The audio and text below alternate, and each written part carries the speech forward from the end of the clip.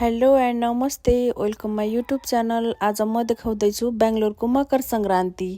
Makar Sankranti special Ayyappa स्वामी temple decoration.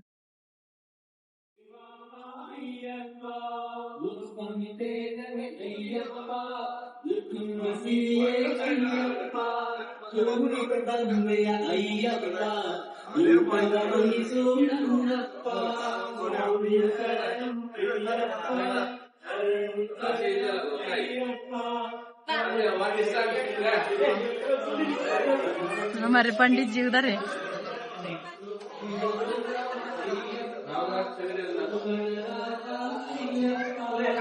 ये मेरा video मेरे बेंगलोर के फ्रेंड लोग देख रहे हो तो अयप्पा स्वामी कौन है प्लीज़ कमेंट में बता देना।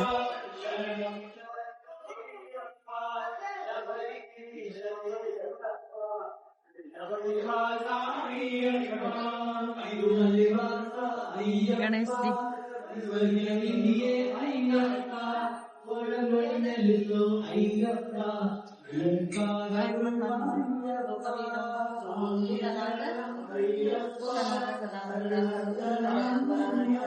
हनुमान जी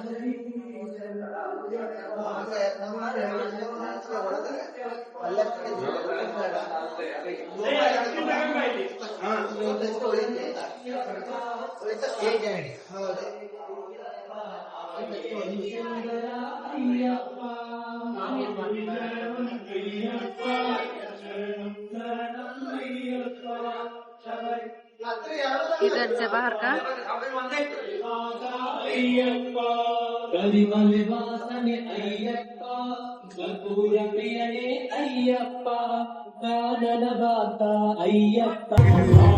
ब्लॉग बना रही हूँ।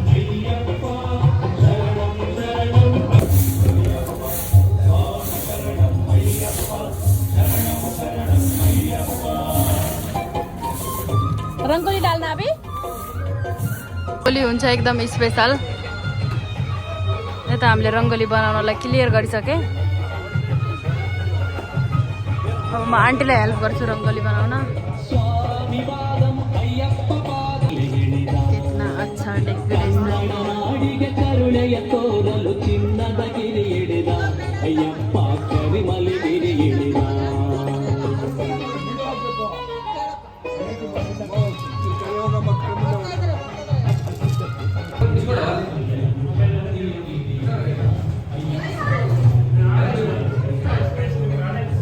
वाश करके लेके आओ। ओके राम्रोसँग त साफ भएन, त्यही पनि यतै राखिदिन्छु मन्दिरको पछाडि।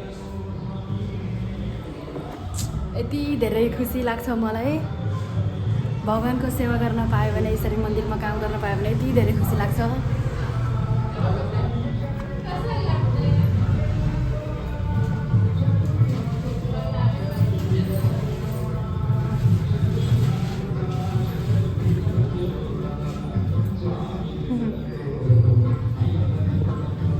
यति धेरै खुसी लाग्छ मलाई भगवानको सेवा गर्न पायो भने।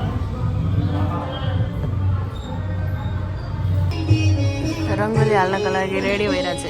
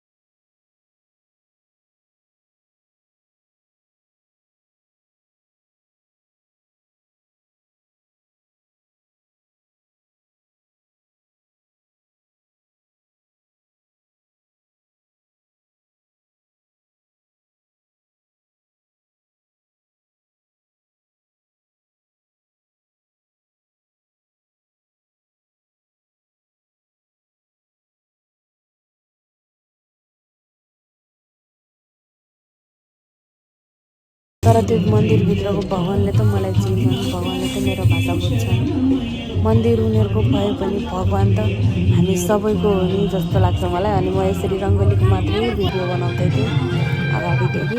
अनि त्यसपछि सुरुको काम सकिसकेको रहेछ, 10 बजिसकेको थियो। अनि सुरुको काम सकेर सुरुले यता मन्दिर अब घरमा नदेख्दा मोटी मन्दिरै होला सोच्छ। अनि लास्टको भिडियो चाहिँ अनि सुरुले क्लिक गरिदियो। अनि त्यसमा त हामी सबैजनालाई देखाएको थियो।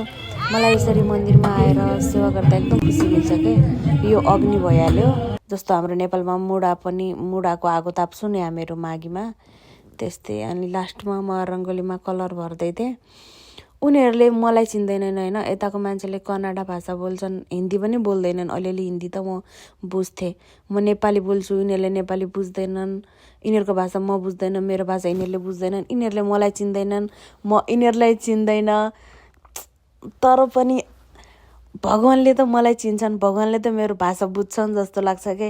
मन्दिर उनीहरूले बनाएको हो, मन्दिर उनीहरूको हो, तर मन्दिरभित्रको भगवान् त हामी सबैको हो नि। भगवान्ले त हामीलाई चिन्छन् जस्तो लाग्छ के। म यसरी मन्दिरमा आउन लागेको, बेङ्गलोर आएको 1 वर्ष भइसक्यो। यो 1 वर्षमा मैले आजसम्म एक पनि नेपालीलाई यसरी मन्दिरमा देखेको छैन के। तर म त 1 वर्ष भयो सधैँ नै मन्दिर आउने गर्छु। बेलुका मेरो टाइम हुन्छ, बिहान त म पनि काममा हुन्छु। अनि हामीले खाना पनि यतै खायौँ, पहिलोचोटि यसरी केराको पातमा खाना खायौँ क्या हामीहरूले। अनि लास्टमा मेरो मोबाइल अफ भइहाल्यो। मैले सुरुको मोबाइलबाट भिडियो बनाएँ। मन्दिर पनि बन्द भइसकेको थियो।